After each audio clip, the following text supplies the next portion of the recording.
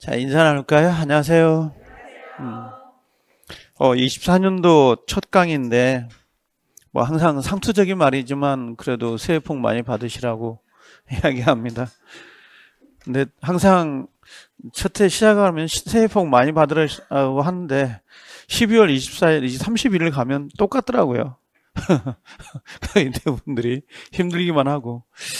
자, 민법인데, 오늘 첫 주 민법인데, 아마 원래는 강의가 8주 정도 이루어지는 게 일반적이에요. 근데 1, 2월 달이 희한하게 명절이 안 걸려가지고 9주가 나오는 걸로 알고 있어요. 9주가. 그래서 아마 특별법 중에 마지막 9주째 특별법 중에 주택임대 상가 건물을 같이 건드려 놓고 가지 않을까 생각은 들어요.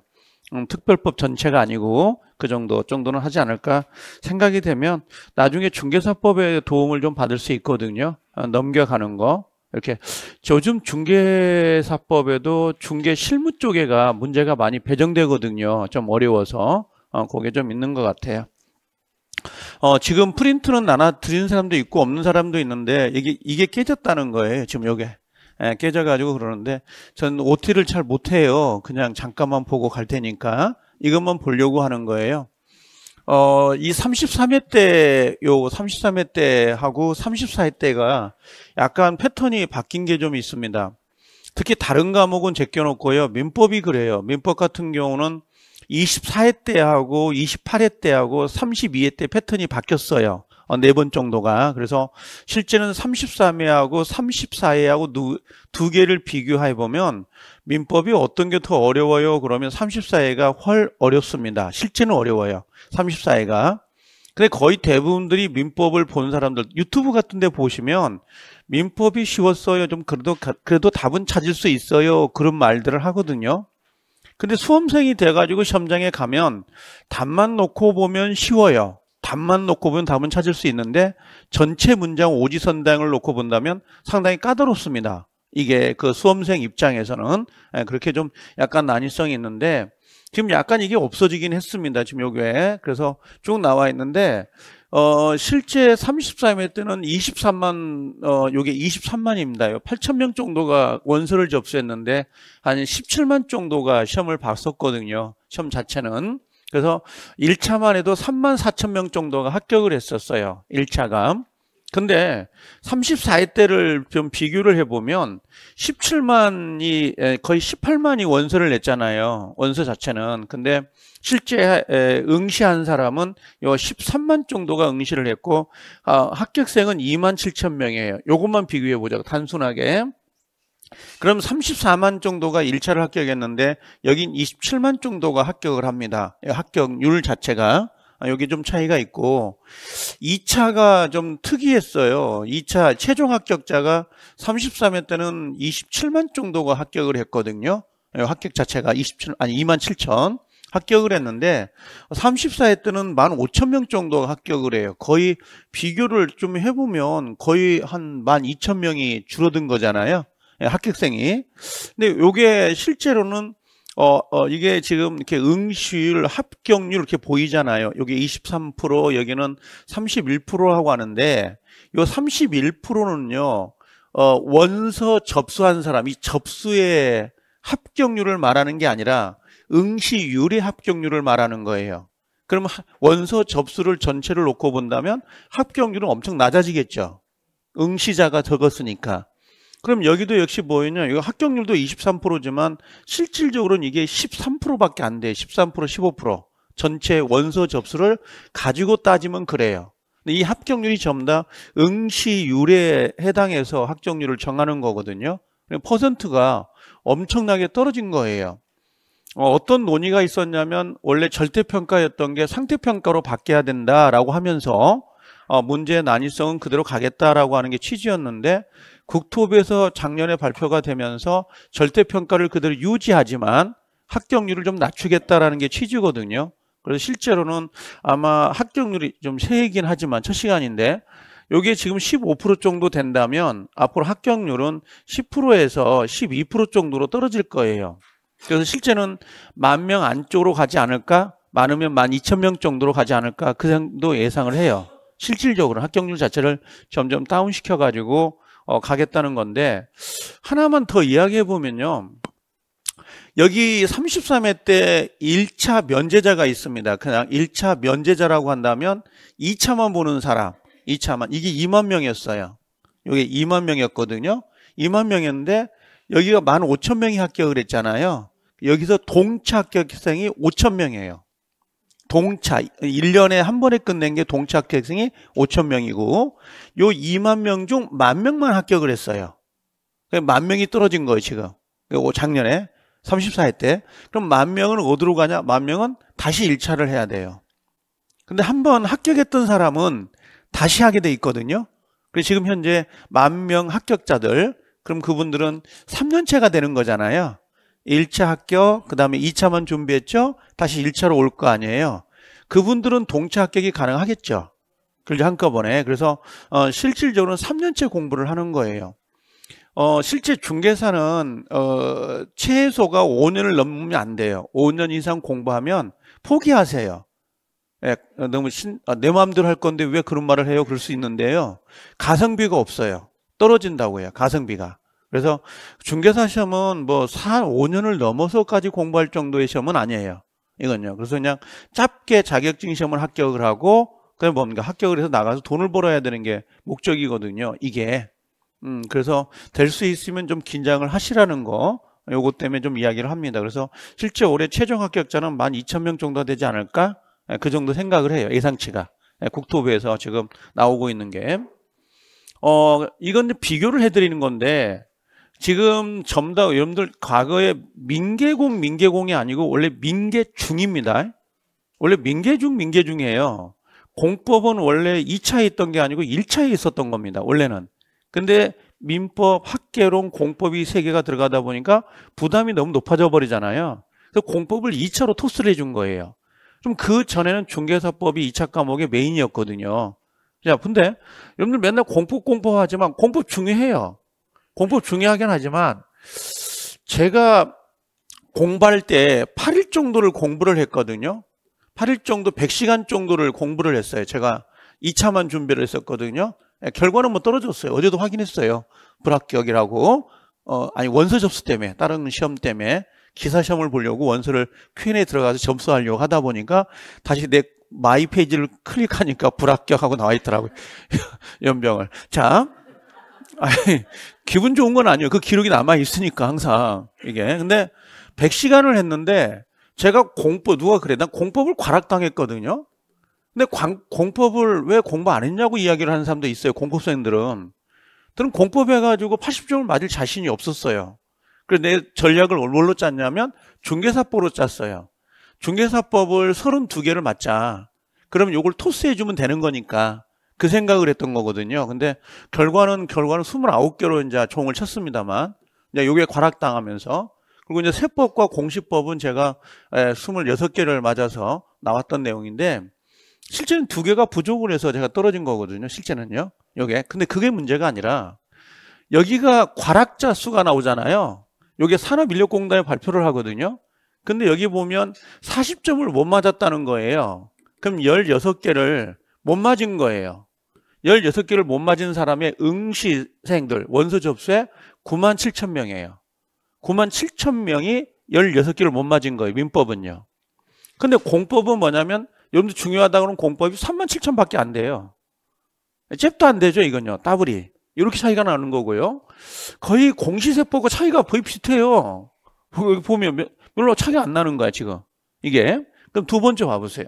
34회 때 민법인데 학교론이 엄청, 여기 6만 명이잖아요. 이렇게 됐어요. 근데 문제가 뭐냐면 응시생을 봐야 돼요. 여기 응시생이 17만이잖아요. 여기 13만이잖아요. 13만 중 요 숫자예요. 13만 중. 요 숫자가 과락이에요. 보이신가요? 여기 지금 17만이잖아. 17만 6천. 여기 17만 6천 명 중 6만 명이 과락자가 나오는 거예요. 근데 여기는 민법은 17만 6천 명 중 과락자가 반절이에요. 여기는 13만 과락자가 7만 8천 명이에요. 50%가 넘죠, 과락자가. 그 퍼센트를 보시겠어요? 그럼 여전히 민법은 과락자가 엄청 많다는 거예요. 꾸준하게 증가세가 지금 나타나고 있는 거고. 그럼 민법이 그만큼 어려워지고 있다는 거잖아요. 그죠? 그 다음에 여기 공법이라고 하는 거 32,000명이에요. 여긴 37,000명이 비슷하죠. 요거 비슷하게 나온다고 항상 내용 자체가. 그러면 결국은 뭐냐면 1차 과목의 비중수가 상당히 높아졌다는 거잖아요. 1차를 준비를 많이 안 하면 결국은 2차까지 갈 수가 없다는 거예요. 결과론적으로는. 그래서 좀 난이성이 점점 민법은 계속 어려운 것 같아요. 여기 가장 어려운 것 같고 이제 응시생들은 차이가 있으니까 보면 되는데 요거부터 해볼게요. 이건 제 생각입니다. 33에서 34회거든요. 지금 시간이 흘렀기 때문에 모든 선생님들한테 통화를 다 해봤어요. 지금 예를 들면 빨간색을 표시하는 회사 있잖아요. 방문가, 노란색의 에듀엘, 그 다음에 메가랜드, 그 다음에 해커스 다 전 선생님들 다 아니까 친해요 다.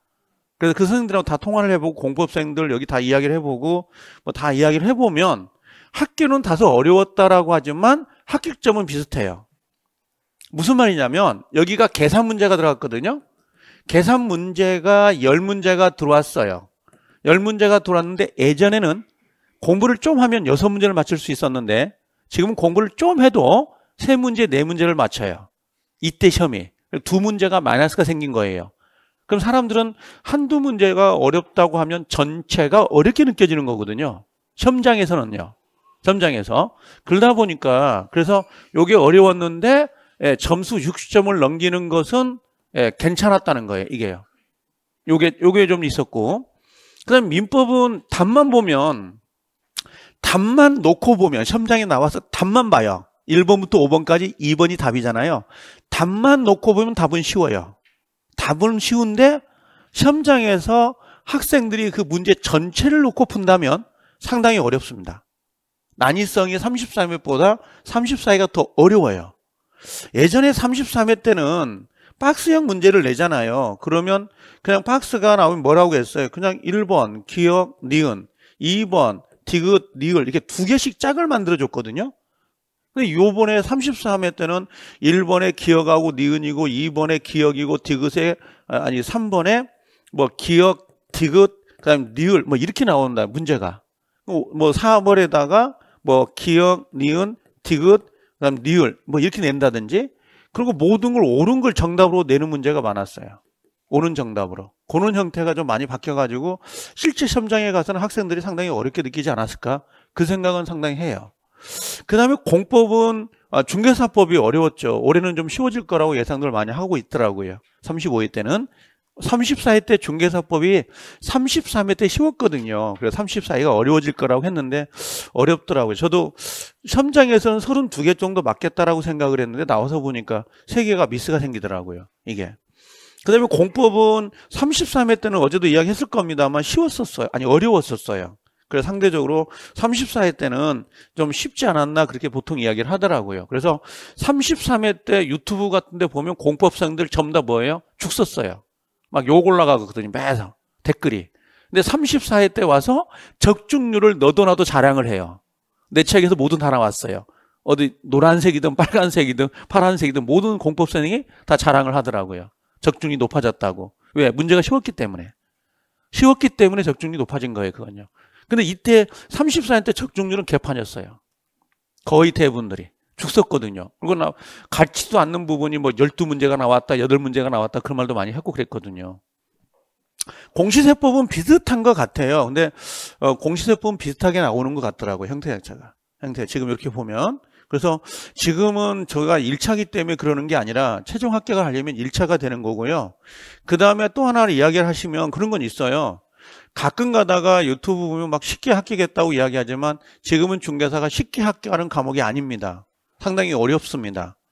어려워요. 진짜 어렵습니다. 학점률이 점점 줄어들기 때문에. 아무런 이야기를 하는 게 아니라 현실이 그래요. 그래서 대충 즐겁게 공부를 하면 좋은데 즐겁게 공부하면 합격은 멀어져요. 고통스러워요. 공부하는 게. 엄청 어렵습니다. 공부하는 게. 밥만 먹고 책상에 앉아 있어야 되거든요. 그게 얼마나 고통스러운데.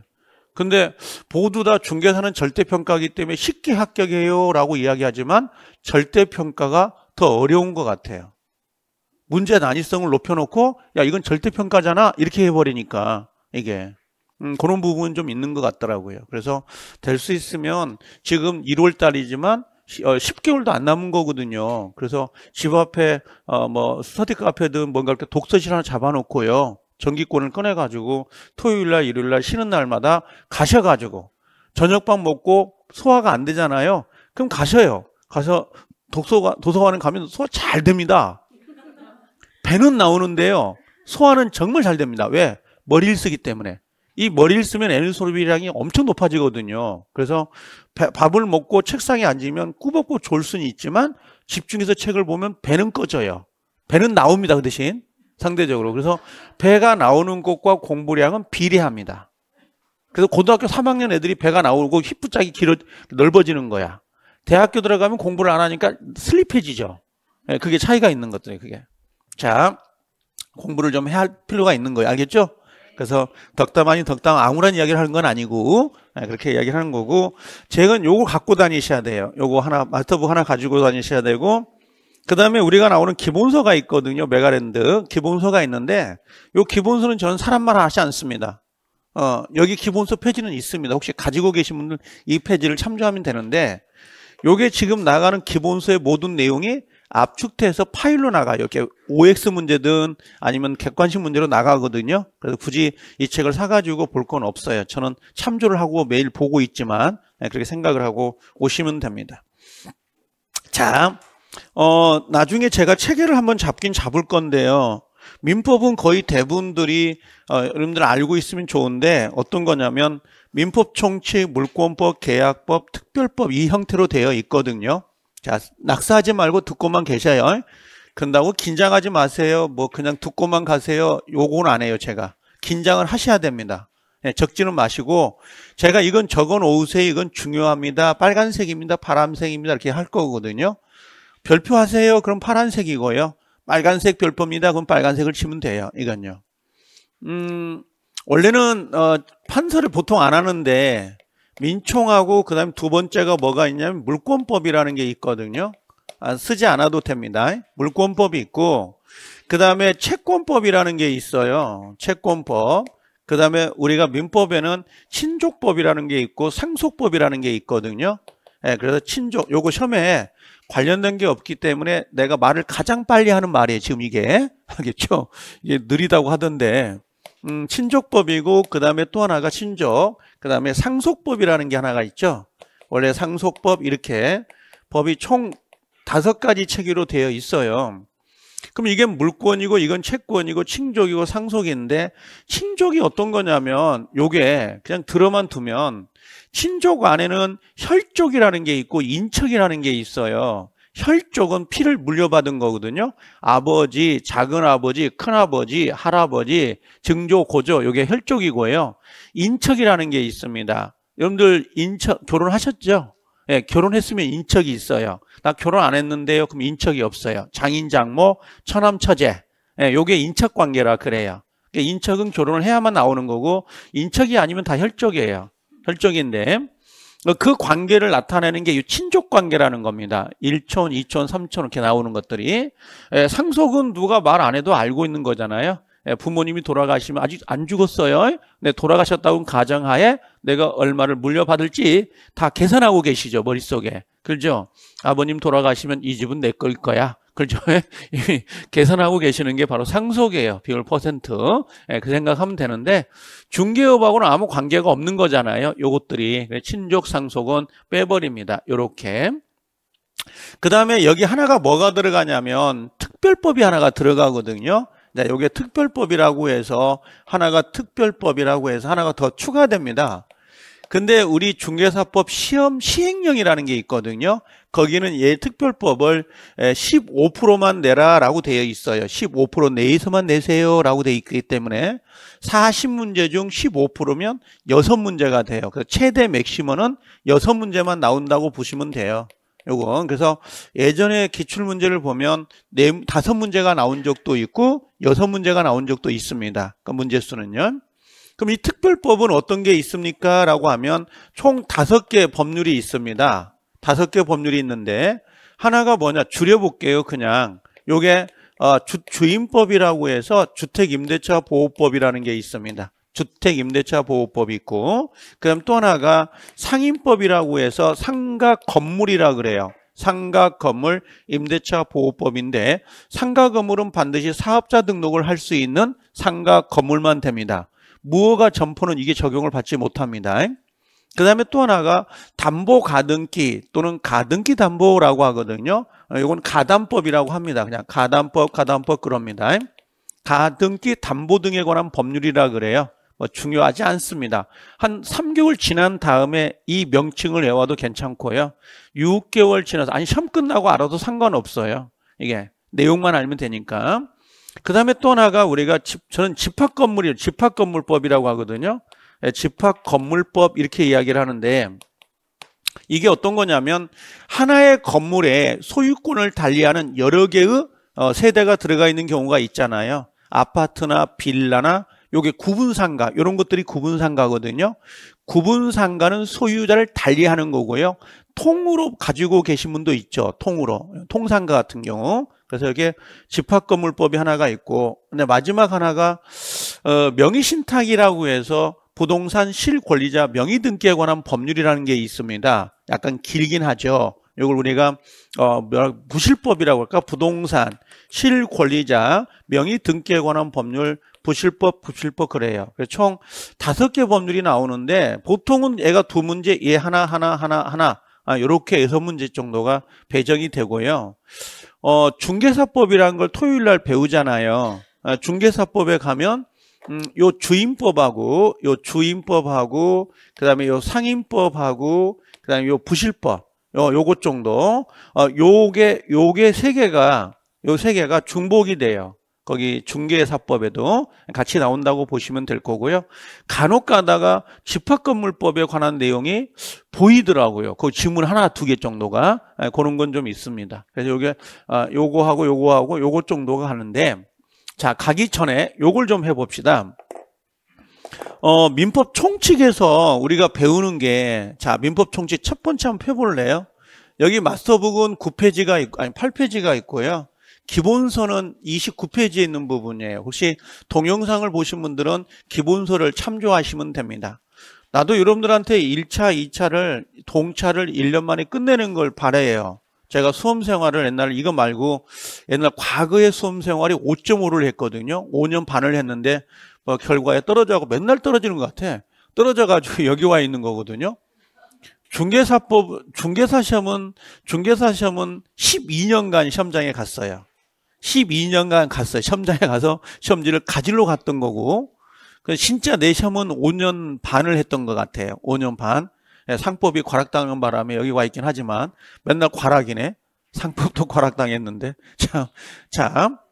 아니었으면 내가 여기 있지도 않아요. 여기도 않고 딴 데 갔을 건데, 직업이.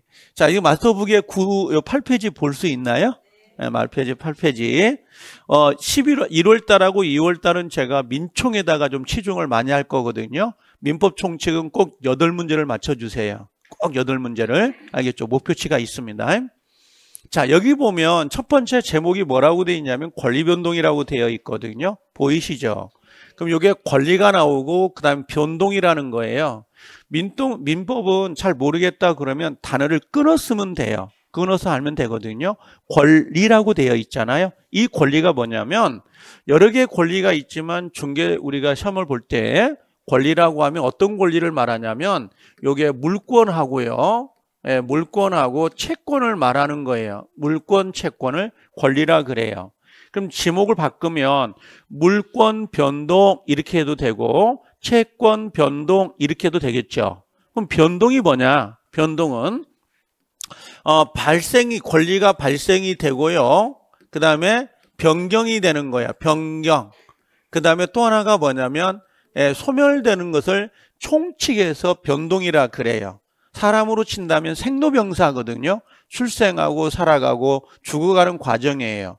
자, 그럼 여기서 중요한 게 권리라고 했는데 우리 중개사에서 배우는 민법의 권리는 2개만 배웁니다. 그 2개가 뭐냐면 물권하고 채권이거든요. 잠깐 봐볼게요.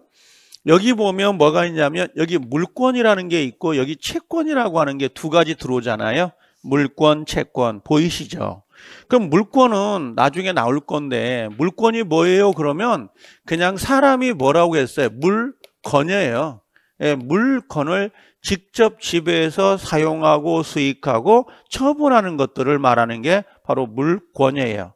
사람과 물건과의 관계예요. 사람과 사람과의 관계는 물권이 없어요. 이게 지금 물건이잖아요. 이게 물건인데, 그렇죠? 내가 지배하고 사랑하고 내버리고 그럴 수 있죠, 내 마음대로. 이게 바로 물건이에요. 이게 책상이란 말이야. 그럼 내가 내 마음대로 물건을 사용하고 수익하고 처분할 수 있죠. 이때 물건은 뭐가 들어갑니까? 그러면 여러분들 부동산하고 대표적으로 동산이에요. 근데 중개업은 동산을 중개하지 않습니다. 여러분들 토요일 날 보면 중개사법을 배울 거거든요. 근데 동산을 중개한다, 중개업을 한다, 그런 건 없어요. 부동산만 중개업을 합니다. 부동산만 대상이 되거든요. 그래서 우리도 동산에 대해서는 이야기 안 합니다. 그냥 뭐만 가지고 이야기를 해요? 부동산만. 그럼 부동산 안에 뭐가 들어가 있냐면 가장 대표적으로 99조를 인용을 하거든요. 민법에. 그 토지 및 그 정착물로 돼 있어요. 조문이. 토지 및 그 정착물. 토지는 무조건 부동산이고 토지에 정착되어 있는 부동산이 뭐가 있어요? 건물. 그래서 두 개만 우리는 이야기를 하는데 부동산 학개론을 가잖아요. 목요일 날인가? 다음 주에 오시면 됐어요. 그냥 시간표는 잘 못 외우니까. 그 학개론에 가면 부동산을 얘기해요. 부동산 학개론. 부동산이 뭐니? 이것부터 이야기를 하거든요. 근데 거기 가면 막 쓰잘데기 없이 다 끄집어내요. 뭐 준부동산이라고 해서 뭐 20톤급 이상의 선박, 항공기, 포크레인, 건설중기까지 다 끄집어내거든요. 근데 우리 민법은 그걸 취급을 안 해요. 그냥 민법은 뭔만 해요? 그냥 토지하고 뭐예요? 건물만 생각을 하면 돼요. 그러면 물권이 뭐예요? 그럼 뭐예요? 사람이 토지나 건물을 뭐예요? 사용하고 수익하고 처분하는 권리를 물권이라 그래요. 그냥 사람 대 물건이라고 생각하면 돼요. 알겠죠? 자, 근데 채권은 그럼 뭐냐? 채권은 요거예요. 그냥 사람이 뭐예요? 사람에게 뭔가를 요구하는 거예요. 요구한다, 이행한다, 다른 말로 청구한다, 다른 말로 이걸 급부라 그래요. 급부, 이렇게. 그럼 물어볼까요? 분명히 채권은 사람 대 사람이잖아요. 임대차에 가잖아요. 이거 해볼까? 물권에 가면 물권적 청구권이 있어요. 물권적 청구권은 물권이에요? 채권이에요? 채권. 왜요? 청구. 그렇죠? 사람이 사람에게 뭔가를 청구하잖아요. 그래, 물권적 청구권은 물권이 아니에요. 채권이에요. 근데 사람들이 물권이라고 생각을 하거든. 임대차에 가볼까요? 임대차에 가보면 지상물 매수 청구권, 매수 청구권. 뭐예요? 채권. 그렇죠? 필요비 청구권. 채권. 유익비 청구권. 채권인 거야. 근데 그게 물권에서 전세권자는 전세권 설정자에게 필요비 청구권이 있어요. 유익비 청구권이 있어요. 뭔 비용을 청구해요? 그러다 보니까 물권을 바탕으로 나오다 보니까 물권인갑다 이렇게 생각을 해요. 아니에요. 이거는 채권이에요. 채권. 사람이 사람, 채권. 학원에다 뭐라고 그래요? 나 수업 듣게 해주세요. 뭔가 청구하잖아. 그건 뭐예요? 채권. 내가 버스를 타면 운전기사 아저씨한테 저를 목적지까지 태워다 주세요. 이게 뭐예요? 채권. 이게 채권이란 말이에요. 이게. 뭔가를 요구하면 채권인가? 누구한테? 사람이 사람에게. 근데 우린 채권법을 안 배우거든요. 채권법이 전범위가 아니란 말이에요. 그럼 채권이 뭐냐? 우리가 배우는 건 뭐냐면, 자 봐요. 사람이 사람에게 뭔가를 청구할 수 있다고 그랬잖아요. 그럼 이유가 있어. 원인이 있는 거야. 왜 사람이 사람에게 뭔가를 청구해? 원인이 뭐야? 원인이. 그 원인이 뭐예요? 그랬더니 이걸 채권 발생 원인이라 그래요. 이게 두 개가 있더라. 그게 하나가 뭐였어요? 그게 계약하고요.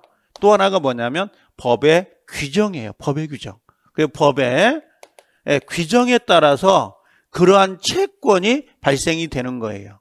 근데 법에 의해서 발생되는 채권은 실제 우리가 중개업을 할 때에 아무 관계가 없잖아요. 그래서 채권 발생 원인 중 법의 규정에 의해서 발생하는 채권은 제외를 해버리고 뭔만 대상으로 한다? 계약만 대상으로 하는 거야. 계약만. 그래서 실제 우리 시험 범위는 물권법하고 채권법이라고 하지 않고 채권 발생 원인이 뭐예요? 계약법이 들어가는 거야. 계약법. 이렇게. 그럼 계약법이 뭐예요? 라고 묻는다면 뭐겠어요? 아, 채권 발생 원인이겠지. 그렇죠? 채권 발생 원인인 계약을 배우는 거예요. 그게. 그래서 우리가 민법 총칙, 물권, 계약. 그렇죠? 그럼 얘들의 공통점이 있을까요? 없을까요? 공통점이 있어. 그 공통점을 모아놓은 게 민법 총칙이에요.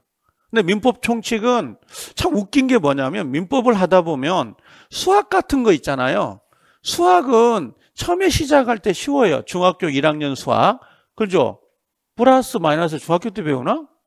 아, 초등학교 때 배우구나. 아, 우린 중학교 때 배웠던 것 같은데? 자, 그 다음에 조금 들어가면 집합. 그죠? 끝으로 뭐 미분, 적분까지 가잖아요. 무리수까지 쭉 보다가. 그럼 점점 넓어지는 게 수학이거든요. 근데 민법은 안 그래요. 처음부터 끝허리까지 똑같아요. 난이성 자체가. 웃기는 게 뭐냐면 봐보세요. 우리 취득시효를 배운 적 있어요? 없어요? 지금 현재? 없어요. 민총을 배우거든. 근데 취득시효는 물권에서 배워요. 근데 물권에서 배우는데 이걸 민총에다 갖다 놓고 설명을 해요. 그러면 이게 무슨 말이냐면 반말을 하는 거야.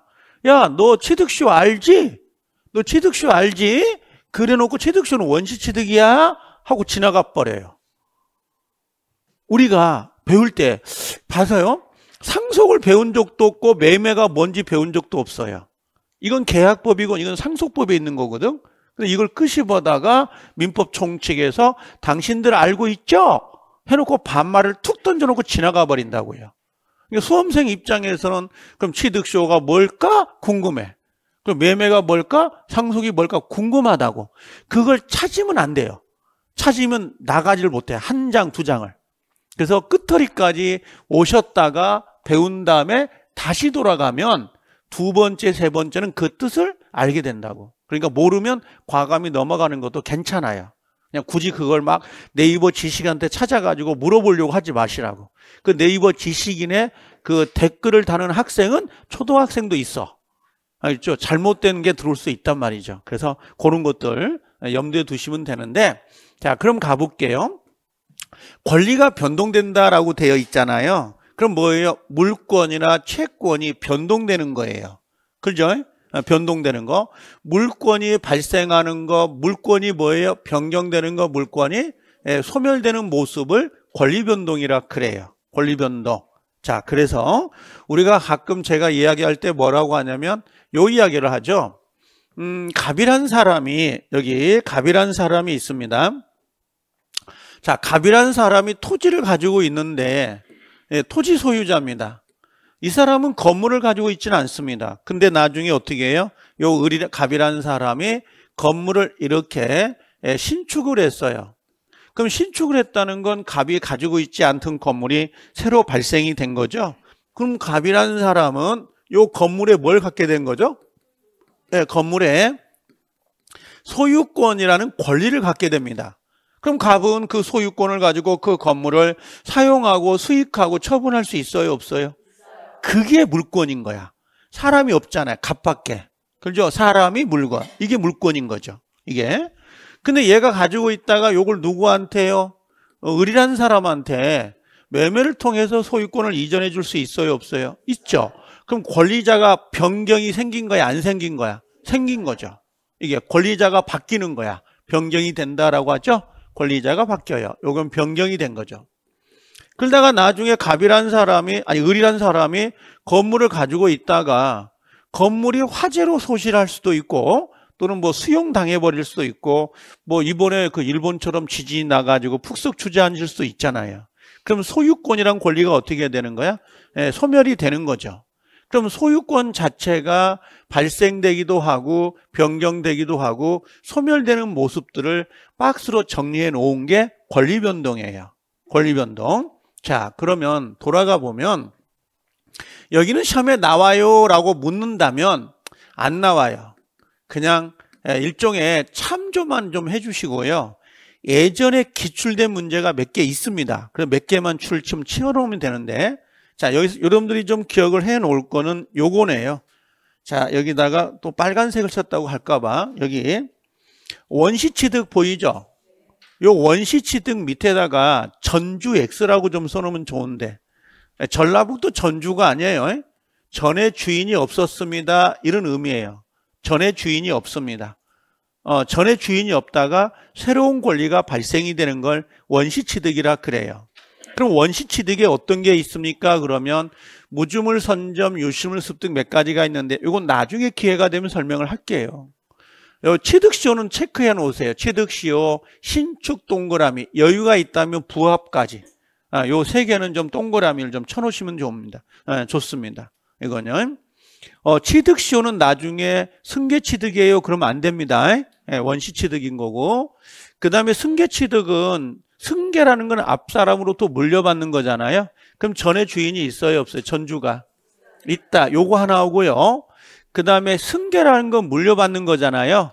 근데 만약에 그 권리에 하자가 있을 수 있잖아요.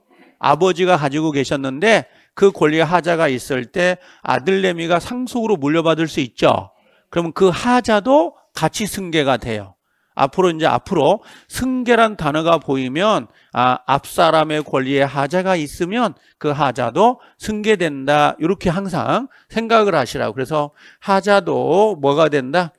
승계가 됩니다. 이렇게 하나 좀 써놓으세요. 그럼 나중에 요 지문을 나중에 보게 될 거예요. 시험장에 가면. 그럼 승계에서는 뭐가 있냐면 이전적 승계, 설정적 승계가 되는데요. 이전이라는 건 권리가 상실돼요. 여기는 상실이 되는 거고요. 여기는. 근데 설정은 상실이 되지 않고 여기는 제한을 받는 거예요. 예를 들면 내가 소유권을 가지고 있었는데 전세권을 설정했다라고 할 수 있죠. 그럼 전세권 설정자는 소유권을 잃는 게 아니라 자기의 소유권을 제한당하고 있는 거잖아요. 그러다가 나중에 전세권 기간이 끝나면 다시 소유권이 제한이 풀리겠죠. 늘었다 줄었다 하는 것처럼. 그래서 이전적 승계는 권리가 상실되는 거고 설정적 승계는 권리가 상실되지 않습니다. 설정의 가장 대표적인 게 뭐냐면 저당권 설정. 내 집에 내가 저당권을 설정했다고 해서 권리가 소유권이 상실되는 건 아니죠. 근데 제한을 받잖아요. 그렇죠? 왜 제한을 받을까요? 여러분들 혹시 자기 집에 저당권 설정되어 있을 때 그 집을 팔려고 하잖아요. 그럼 은행에 가야 돼, 안 가야 돼? 가야 돼요. 그걸 말소하든 승계받든 그래야 되거든. 그러니까 그런 제한이 따라간다고. 또 아니면 전세권 설정 걸잖아요. 방 3개짜리인데 방 하나를 전세를 내주면 내가 2개밖에 사용 못 하잖아요. 뭔가 소유권이 제한당하는 거죠. 자, 이전적 승계는 특정 승계, 포괄 승계인데 저는 요걸 구별해 연결해 달라고 그래요. 요렇게 2개를 연결해 주세요 그러거든요. 여기서 여러분들이 기억할 건 요겁니다. 요거하고 특정은 매매, 포괄은 상속, 요렇게 연결해 놓으시면 돼요. 여러분들 매매할 때 집을 사고 팔 때에 집만 가져와요? 집 안에 들어있는 세간살이까지 가져온가요? 다 가져와요 매매할 때? 집 어디예요? 내한테 팔아. 그 냉장고 내 거다 이제.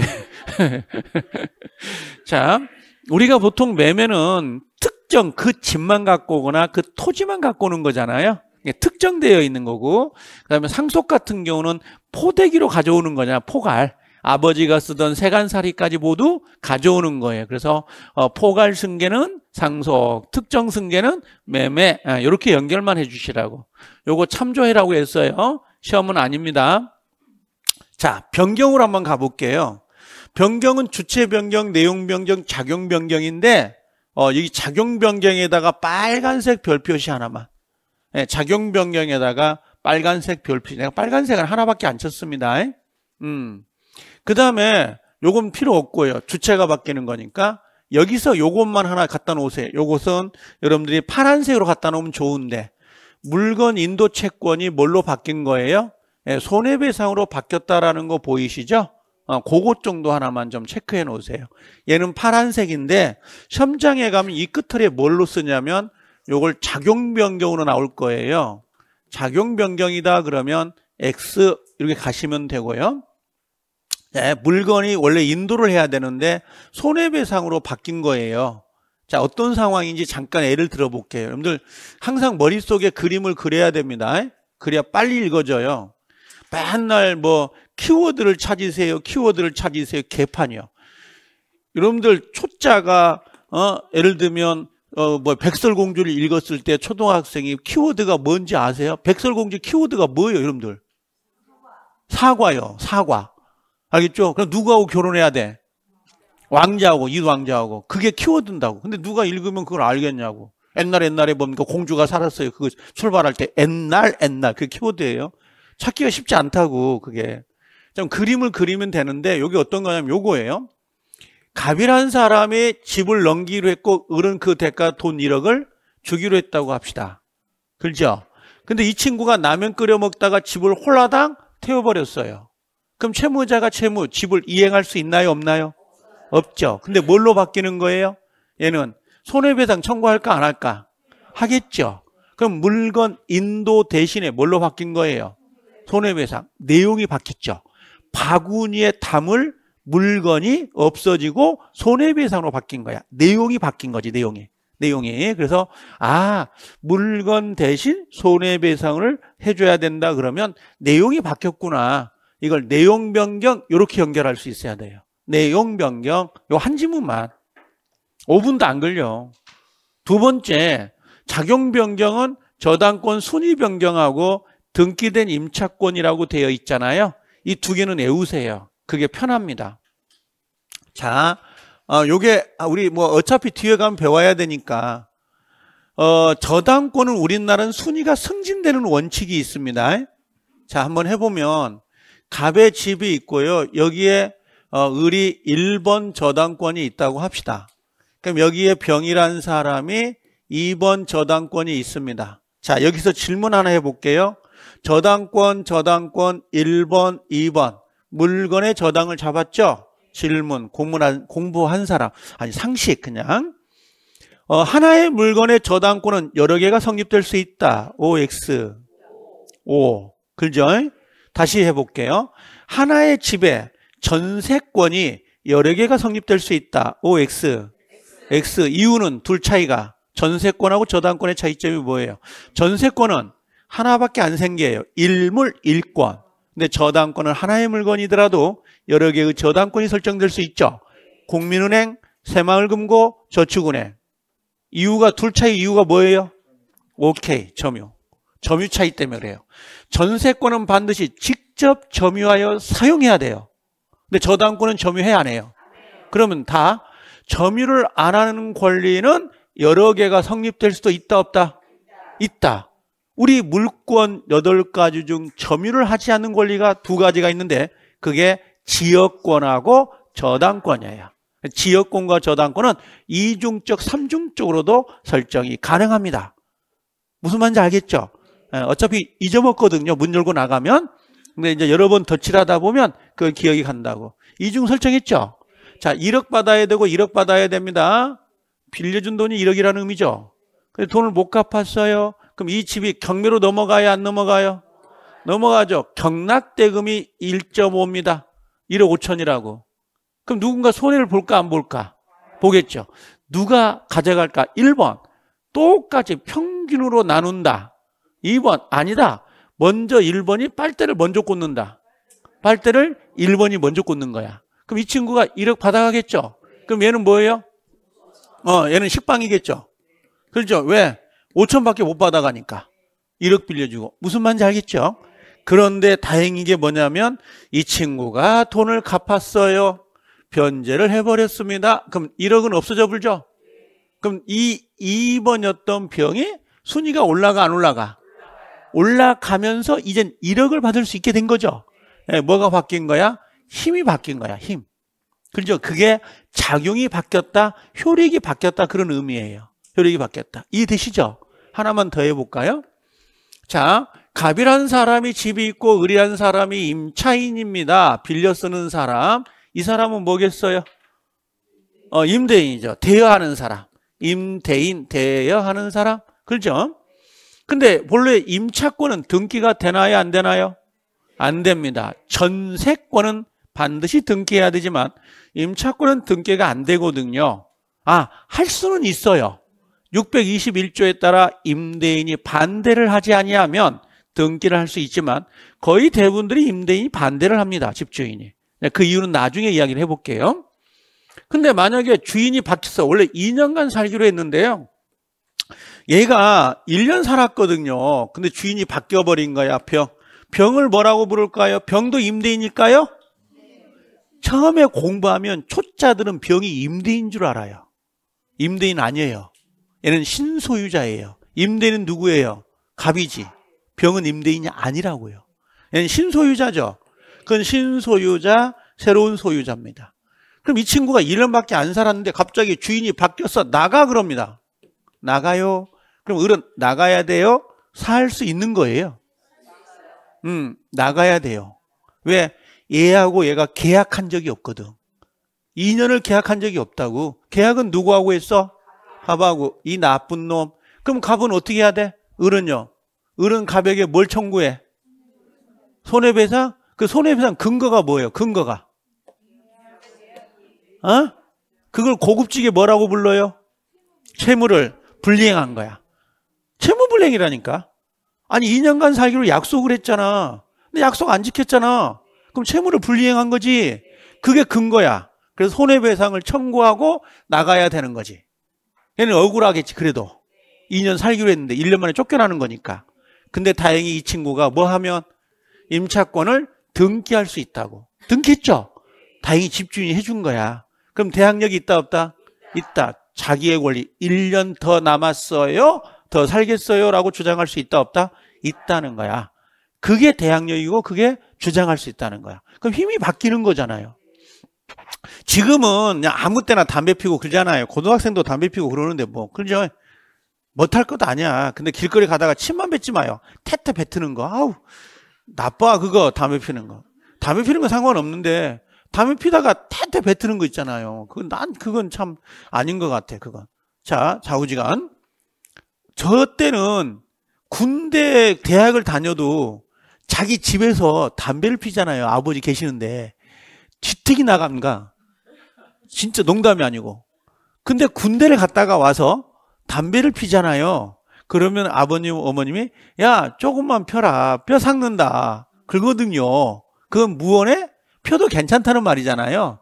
그러니까 군대를 갔다 온 사람과 갔다 오지 않는 사람의 차이점이죠. 그게 작용이에요. 힘이 바뀌는 거야. 힘이. 그래서 2번 일대와 1번 일대의 저당권, 그 다음에 등기된 임차권과 등기가 안 된 임차권은 작용, 힘이, 효력이 바뀌는 거라고. 그게 작용 변경이라고 하는데 이놈의 시험장에 가면 꼭 여기다가 뭐라고 바뀐 줄 아세요? 이걸 맞아요. 내용 변경 이렇게 문제를 내버린 경우가 있어서 조심을 하시라고. 이해됐죠? 내가 지금 이 지문만 이야기하고 싶어서 내는 게 아니에요. 그게 뒤에 깔리는 배경이 중요하다고. 그 내용들이. 절대적 소멸, 상대적 소멸이 있는데 물어볼게. 느낌상으로. 절대적 소멸 읽지 말고 집이 있었어요. 근데 집이 불타서 없어져 버린 거야. 화재로. 상대적이요, 절대적이요, 느낌에. 절대적이죠. 그렇죠? 절대적. 근데 상대적은 갑이 가지고 있는 집을 을에게 매매를 한 거예요. 그러면 을은 승계취득이 된 거죠. 소유권 취득했잖아. 근데 갑은 물건 자체가 없어지는 건 아니지만 소유자가 바뀐 거잖아. 근데 갑의 입장에서는 권리를 상실하게 되는 거, 요걸 상대적 소멸 그래요. 그래서 절대적 소멸은 목적물이 멸실돼버린 거예요. 가장 대표적으로 여기 보시면 뭐 소멸시효 포기 혼동 쭉 나옵니다만 멸실, 요 공용징수가 수용입니다.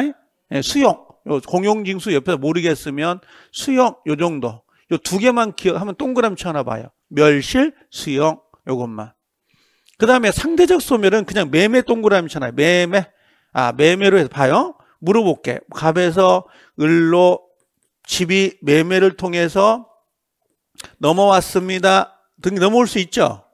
그럼 갑의 입장에서는 소유권이 없어진 거잖아요. 소멸된 거죠. 얘는 소멸, 상대적 소멸. 을의 입장에서는 뭘까? 매매를 통해서 소유권 취득했어. 한번 해볼래요? 매매를 통해서 소유권을 취득했습니다. 매매, 소유권 취득했네. 특정 승계죠. 보여요? 예, 특정 승계가 돼. 그럼 이 친구는 을의 입장에서 본다면 소유권을 취득하는 거고, 갑의 입장에서 보면 어떻게 돼? 소유권이 상실되는 모습이에요. 이해되셔요? 그래서 그렇게 정리하면 되는데, 자, 한번 더 정리하고 쉽시다. 자, 매매는 뭐라고 했어요? 특정. 그 다음에 상속은 포괄. 이거 안 해와도 되지 않아요? 매매할 때 세간살이 넘어오는 건 아니잖아요. 집만 넘어오고. 상속을 받으면 다 가져오지 뭐. 그죠? 쓰던 밥그릇 숟가락까지도 가져오잖아요. 그럼 이제 됐죠? 요것만 연결할 수 있으면 되고. 자, 이제 지문 정리해 볼게요. 자, 경매 보인가요? 경매는 원시일까요? 아니면 승계취득일까요? 그게 원시로 나오잖아요. 나 혼자 시험장에서 결정할 때는 상당히 어렵습니다. 경매? 취득시효? 취득시효가 원시취득이잖아요. 근데 경매가 느낌상 원시취득처럼 느껴져요. 느낌상으로. 우리는 대충 보지만 시험장에 가면 그게 확대가 되는 거야. 그 단어가. 달라지거든. 그래서 승계취득이라는 거 이렇게 연결하면 돼요. 알겠죠? 단 취득시효는 원시취득이에요. 그 다음에 여기 보시면 아까 뭐라고 했어요? 원래 채무가 뭐였어요? 집이었죠. 근데 뭘로 바뀌었죠? 손해배상 채무로 바뀌었다라고 돼 있죠? 이걸 아까 질적 변경인데 여기 내용 변경 동그라미 치세요. 내용 변경. 여기가 뭐가 들어가면 안 되죠? 작용 변경 들어가면 안 됩니다. 안 되면 요 지문이라도 읽어 나오세요. 이 지문이라도. 이게 시험이었기 때문에. 자, 저당권이 1번 순위가 뭘로 바뀌었어요? 2번으로 바뀌었네요. 순위 승진 보이시죠? 그럼 뭘로 가야 돼? 작용, 효력 보이죠? 작용 동그라미.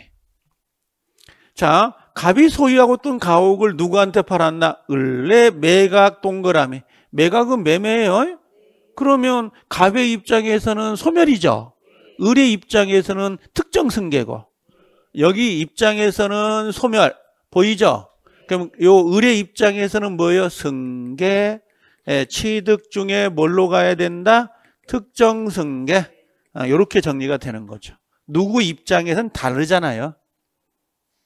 컵에다가 물 담으면 물컵이고 술 담으면 술컵이고 음료수 부으면 음료수 잔이잖아요. 그게 바뀐 게 아니잖아. 컵이라는 거. 자, 그 다음에 상속 보이죠? 그럼 뭘로 가요? 포괄승계. 요 정도 정리하면 됩니다. 그 다음에 여기 보면 권리변동 중 소유권에다가 제한물권 설정이 되어 있잖아요. 제한물권 밑에다가 뭐냐면 요게 지상권, 전세권 같은 거 아니면 저당권 같은 거 있죠?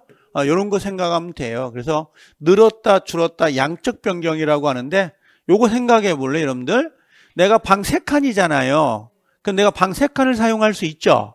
근데 전세권을 설정하면 방 1칸을 빌려준단 말이야.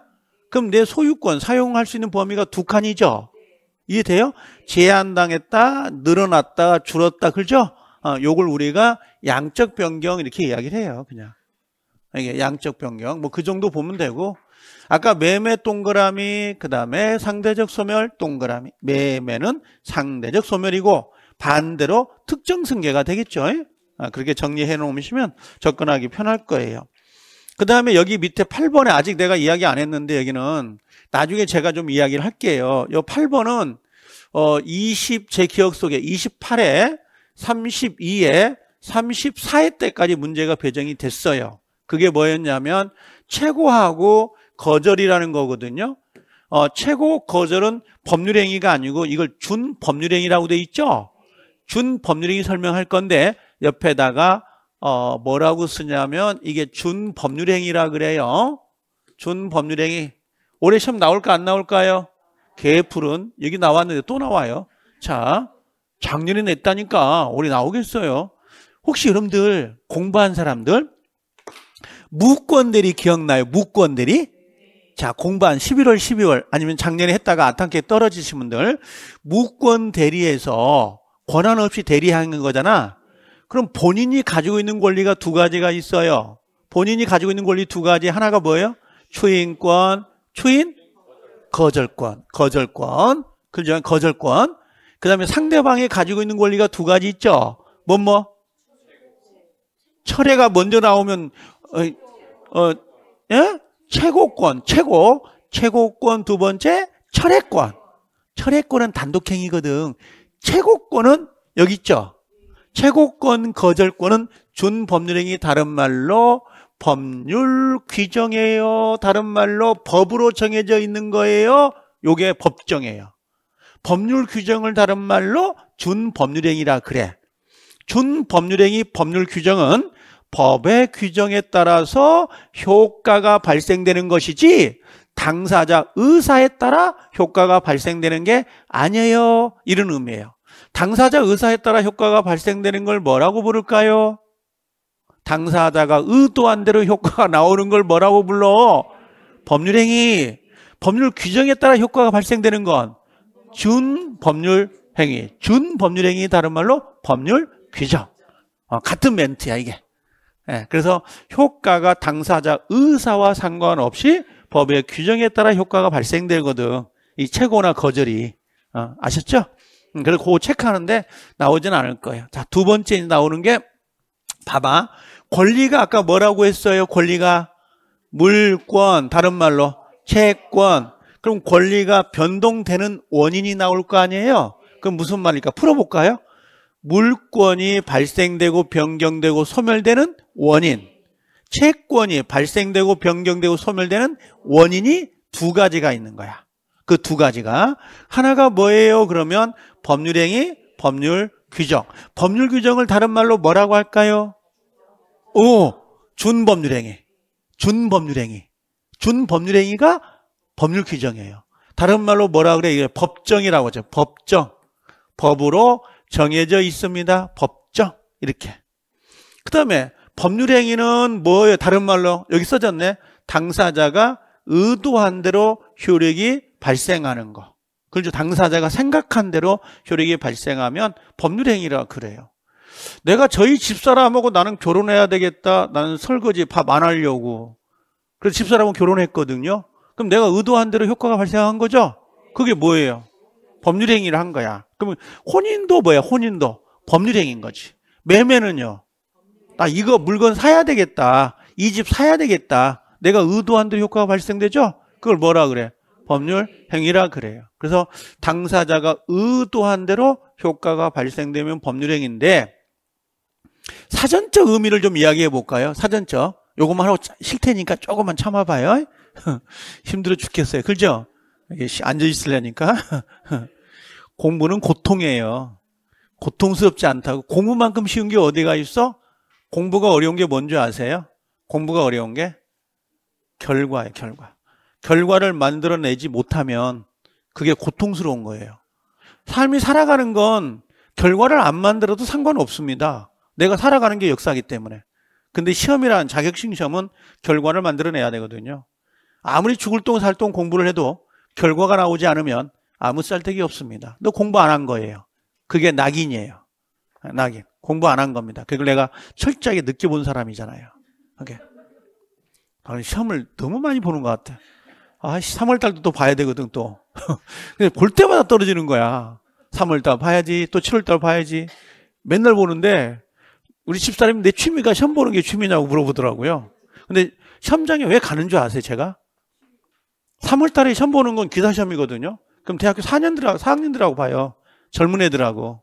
내가 제일 나이가 많더라고. 많은데 긴장감이 생겨요. 살아있는 것 같아요. 그리고 거기는 호흡을 길게 해요. 젊은 애들이 에너지가 많기 때문에 이렇게 빨죠. 근데 여기는 뭐예요? 웬만하면 호흡을 안 하려고 하죠. 다 나이 드시고 있어가지고 나쁜 기운이 들어와서. 다행이야. 젊은 친구들 여가 있어서 앞에가. 나이 드시면 좀 뒤로 가고. 자, 법률행위가 뭘로 돼 있냐면 이렇게 돼 있어요. 사전적 의미가 법률 효과를 발생시키려고 하는 필수 불가결한 의사표시를 요소로 하는 법률 요건 이렇게 돼 있어요. 뭔 뜻인지 알겠어요? 모르죠. 법률 효과를 발생시키려고 하는 의사표시가 있어야 돼. 반드시. 쉽게 말하면 내가 의도한 대로 내가 의사를 표시한 대로 효력이 발생하면 그 자체가 법률행위인 거야. 그냥. 근데 법률 규정은 내 의도안 따르게 규정에 따라 뭐가 발생이 돼요? 효력이 발생하는 거예요. 의도한 대로 내가 이 사람하고 결혼해야 되겠어? 나 오늘 점심 때 짬뽕 먹어야 되겠어? 나 537번 타고 집에 가야 되겠어? 나 문방구에 가서 이거 볼펜 하나 사야 되겠어? 그죠? 내가 의도한 대로 효과가 발생이 되면 그게 뭐예요? 법률 행위가 되는 거예요. 법률 행위. 어려울 게 없다는 거지. 자, 그런데 봐요. 법률 행위 종류가 여러 가지가 있으면 단독 행위, 계약 여러 가지가 있고요. 법률 규정은 상속 보이신가요? 그 다음에 수용, 판결, 취득시효 보이시죠? 법률 규정들이거든요. 요것들이. 그래서 나중에 법률 규정은 한 번 정도는 외우셔야 돼요. 한 번 정도는 외워놔야 되거든요. 이게 나중에 좀 더 이야기합시다. 자, 그래서 밑에 나와 있는 거고 여기에서 뭘 가져오겠다는 거야? 법률행위 있죠? 요걸 가져와서 설명을 하는 거야. 이제 법률행위를 쭉 해서 법률행위는 아까 약속한 대로 약정, 의도한 대로 효과가 발생되는 거고 법률 규정은 뭐가 있어요? 사망이 되면 뭐가 되는 거죠? 상속은 상속법에 따라 상속이 되는 거지 내 의사와는 상관이 없죠. 그 다음에 수용, 그 다음에 경매, 민사집행법, 요건 공용징수법 다 나와 있는 거니까 이렇게 정리하면 돼요. 그래서 좀 쉬었다 오면 법률행위 보이죠? 요거부터 참 이야기를 좀 해드릴게요. 좀 쉬었다 오세요. 시간이 오버돼서 잠깐 쉬었다 오면 됩니다.